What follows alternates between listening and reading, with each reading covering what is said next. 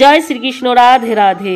বন্ধুরা, আজকে আমরা জানতে চলেছি আমলকি একাদশী কবে পালিত হচ্ছে এবং ব্রত কথা, মাহাত্ম্য, পারণের সময়সূচি। আমলকি একাদশীর সময়সূচি: 9 মার্চ রবিবার সকাল 10:40 থেকে তিথি শুরু হবে। 10ই মার্চ সোমবার সকাল 9:50 সমাপ্ত হবে। সূর্যোদয় তিথি অনুসারে আমলকি একাদশী ব্রত 10ই মার্চ সোমবার পালিত হবে। পারণের সময়সূচি: 5:50 থেকে 8:16 মধ্যে পারণ বন্ধুরা সঠিক সময় মতো করে নেবেন। কথিত আছে, শিব পার্বতীর বিবাহের পর যখন কাশীতে গিয়েছিলেন তখন তাদের আবির দিয়ে স্বাগত জানানো হয়েছিল, তাই এই একাদশীকে রঙ্গভরি একাদশীও বলা হয়ে থাকে।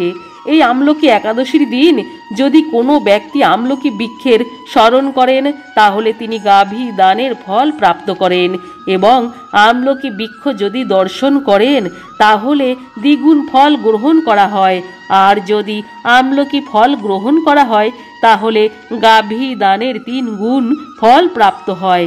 তাই আমলকি একাদশীর অনেক মাহাত্ম্য আছে।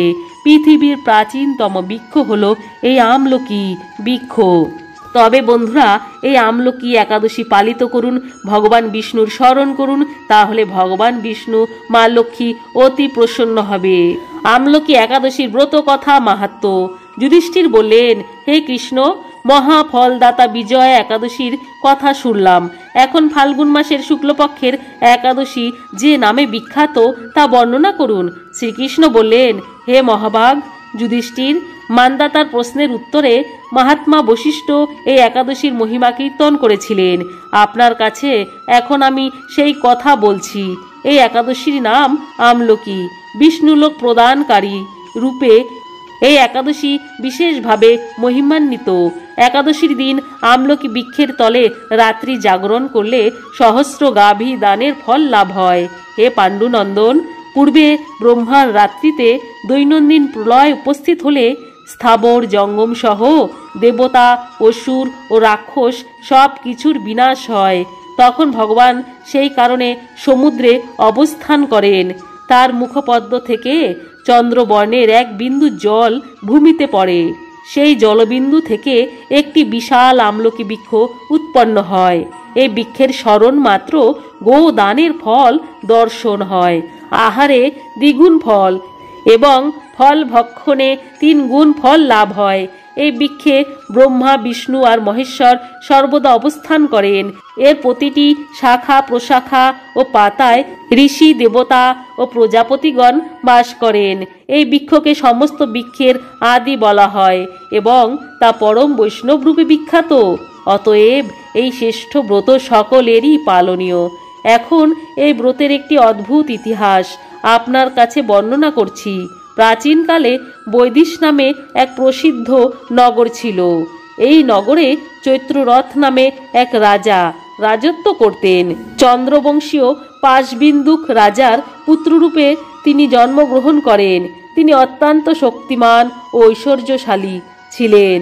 শাস্ত্র জ্ঞানেও তিনি ছিলেন সুনিপুণ। তার রাজ্যের সর্বত্রই মনোরম, আনন্দপূর্ণ এক দিব্য পরিবেশ লক্ষ্য করা যেত। প্রজারা ছিলেন বিষ্ণু ভক্তিপরায়ণ। সকলেই একাদশী ব্রত পালন করতেন।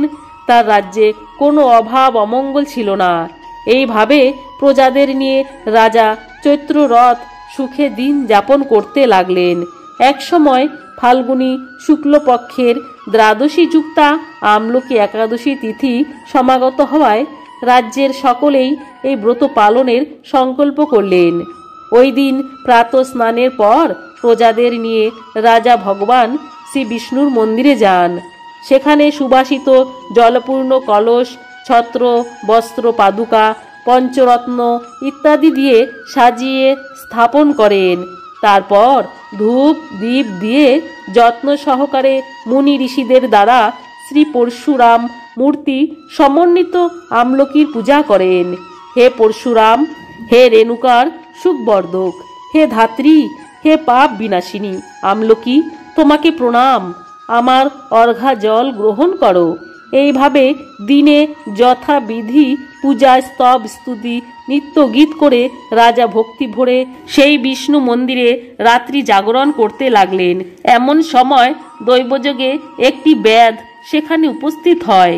পূজার সামগ্রী সহ বহু ব্যক্তিকে একত্রে রাত্রি জাগরণ করতে দেখে সে কৌতূহলাক্রান্ত হলো। সে ভাবল, এসব কি ব্যাপার? বিষ্ণু মন্দিরে প্রবেশ করে সে বসে পড়ল।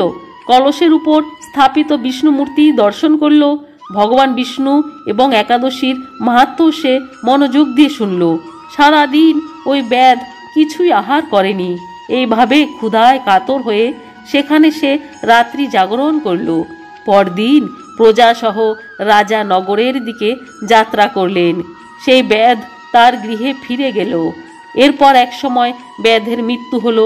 একাদশীতে রাত্রি জাগরণ ব্রত প্রভাবে সেই ব্যাধ পরবর্তী জন্মে এক রাজ্যের অধীশ্বর রূপে নিযুক্ত হল। জয়ন্তী নামে এক নগরী ছিল।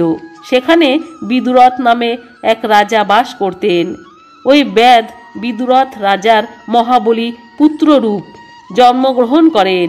তার নাম হয় বসুরথ।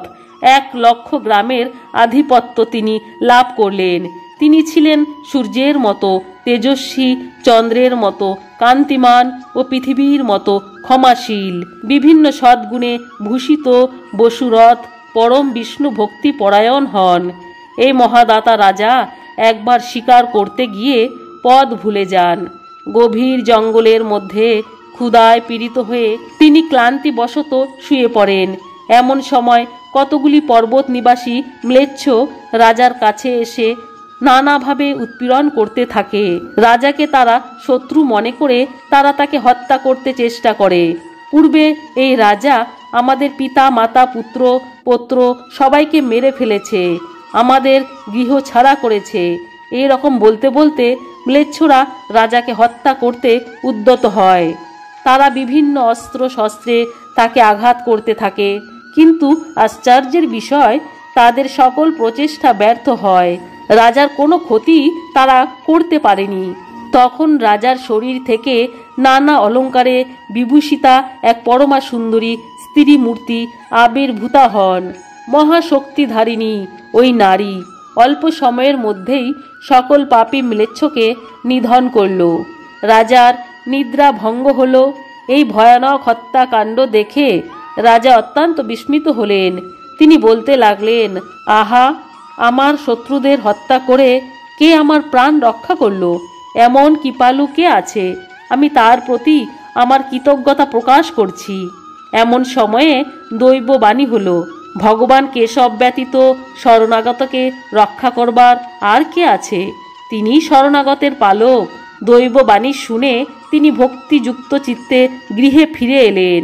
তারপর প্রজাসহ মহাসুখে ইন্দ্রের মতো নিষ্কণ্টক রাজ্য ভোগ করতে লাগলেন। বশিষ্ঠ বললেন, হে রাজন, যে মানুষ এই পরম উত্তম আমলকি একাদশী ব্রত পালন করেন তিনি নিঃসন্দেহে বিষ্ণু লোকে প্রাপ্ত হন। বন্ধুরা, কমেন্টে জয় শ্রীকৃষ্ণ লিখতে ভুলবেন না।